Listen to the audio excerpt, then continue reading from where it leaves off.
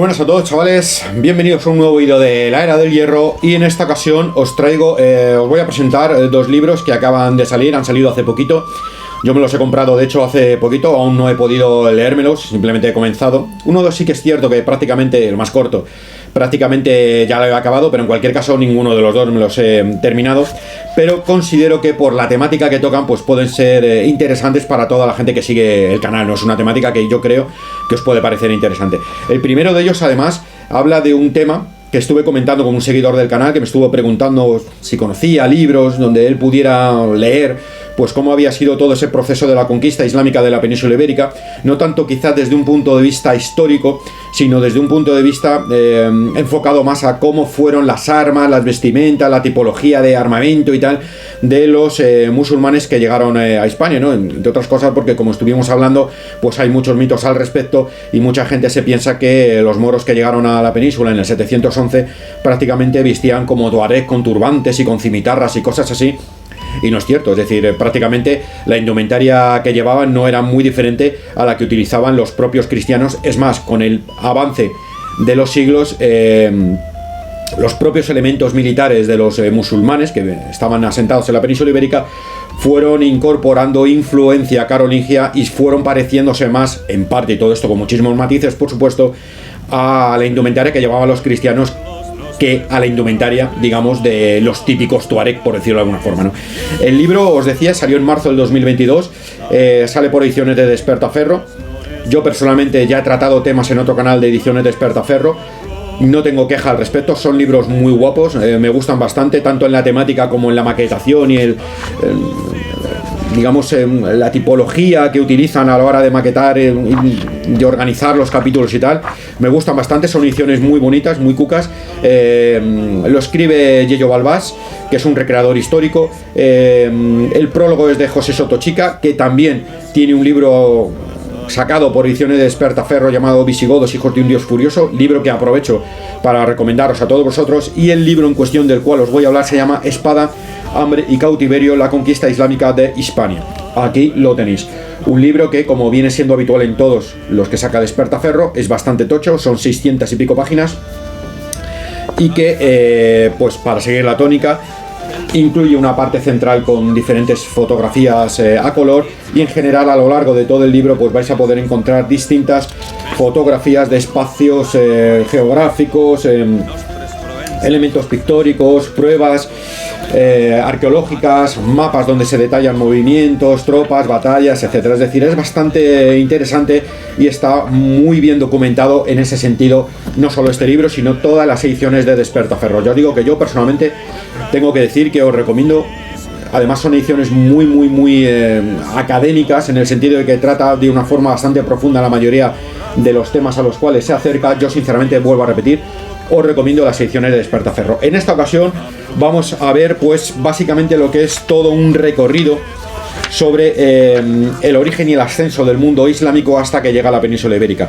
De hecho, tiene una primera parte donde se habla del Regnum Gotorum, se nos habla, digamos, un poco por encima pues de lo que fue el mundo previo en la Hispania visigoda hasta que colapsó por la llegada del Islam, y a partir de ahí se nos hace un recorrido a lo largo de 12 capítulos donde se nos va a hablar de cómo fue el ascenso del Islam, la conquista del norte de África por parte del Islam, la aparición del profeta Mohammed, etcétera, etcétera, etcétera, hasta que los musulmanes llegan finalmente a la península ibérica, conquistan la península ibérica tras la batalla de Guadalete y son derrotados en la batalla de Covadonga, con un capítulo final que es el capítulo número 11, en el cual se nos habla del colapso, ¿no? Ya digo que no he podido leer mucho todavía de este libro, pero pinta bastante bien, especialmente para romper muchos mitos que seguramente los va a romper, relacionados con el entorno de las creencias populares que hay sobre el mundo del Islam y cómo llegó el Islam a la península ibérica, ¿no? Máxime hoy, cuando nuestro querido gobierno pues ha suprimido la historia de los colegios, y creo que únicamente se va a dar historia a partir de un siglo en adelante, del siglo de Alfonso XIII, me parece, una cosa así. Por tanto, todo lo que es previo, visigodos, celtas, celtíberos y la propia conquista musulmana del Islam de la península, pues no va a ser tratada. Por tanto, las generaciones que van a salir de hoy en adelante no van a saber que realmente existió una expansión del Islam que poco más que intentó dominar toda Europa. De hecho, fueron detenidos en Francia por Carlos Martel, y que mucho tiempo después, con el Imperio Otomano, también intentó conquistar todos los Balcanes en un nuevo intento de dominar y de conquistar Europa. En fin, Espada, Hambre y Cautiverio, la conquista islámica de Hispania, un libro muy bueno, muy interesante, tiene pinta de muy bueno y de muy interesante, estoy seguro de que no me voy a equivocar, y que, como ya digo, a día de hoy y en los tiempos que corren, casi que la lectura de todos estos libros son un acto revolucionario, ¿no? Y en segundo lugar os voy a hablar de un libro mucho más pequeño, de una editorial también más pequeña, por tanto seguramente vais a tener más complicación que podáis encontrarlo, digamos, en librerías habituales. Seguramente lo tengáis que pedir, yo de hecho lo he tenido que pedir. El libro en cuestión sale, a ver si lo encuentro y os lo digo, el diciembre del 2021, y lo escribe Ricardo Blanco López. Se llama Los pueblos indoeuropeos a través de los autores griegos y romanos. Aquí lo tenéis, es un libro relativamente chiquitito, son 160 y pico páginas.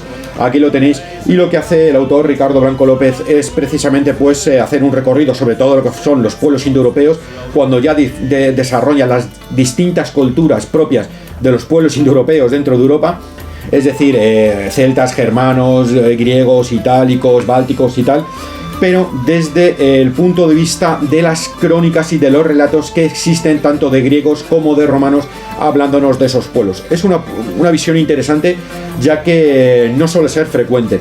Por otro lado, ¿qué es lo que os vais a encontrar? Bueno, pues básicamente lo que os vais a encontrar es lo que os he estado comentando.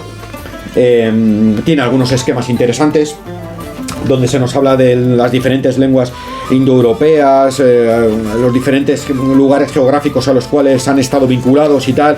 También viene con algunas fotografías y mapas relacionados con las extensiones y las expansiones de los pueblos indoeuropeos, pero básicamente lo que os vais a encontrar, como os decía, es un análisis de los diferentes pueblos bálticos, celtas, itálicos, getas, eslavos, germanos, griegos, lirios, albaneses, macedonios y tal, muy cortito, muy esquemático, pero bueno, pues bastante interesante, ya digo, desde el punto de vista de que lo analiza basándose en las crónicas existentes, no tanto desde un estudio arqueológico de todos estos pueblos, sino desde las crónicas que existen de griegos y de itálicos y de italianos del Imperio Romano, hablándonos de estos pueblos, ¿no? En cualquier caso, es un libro, como dirías, que trata el tema de una forma muy superficial, no entra mucho al detalle, no es muy fácil de leer.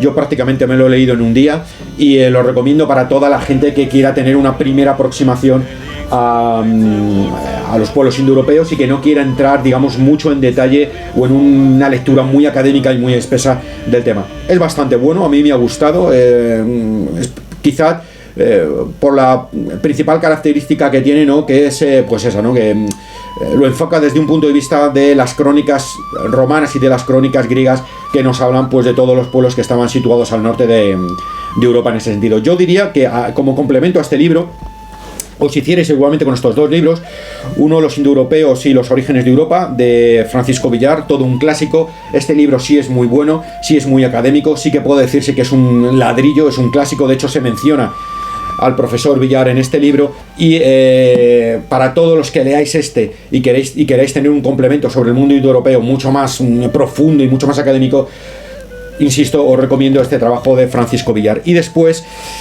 quizá hablando un poco más sobre lo que fueron los orígenes de los propios indoeuropeos, os recomendaría Los indoeuropeos en busca del hogar de origen, de Alain de Benoist, editado por Editoriales EAS.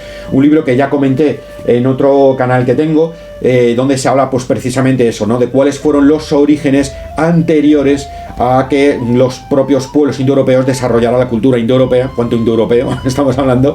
Que desarrollaran la cultura de los indoeuropeos, que es a día de hoy pues conocida por todos, ¿no? Entonces este es un libro bastante interesante para conocer cómo fue todo ese proceso cultural que llevó a la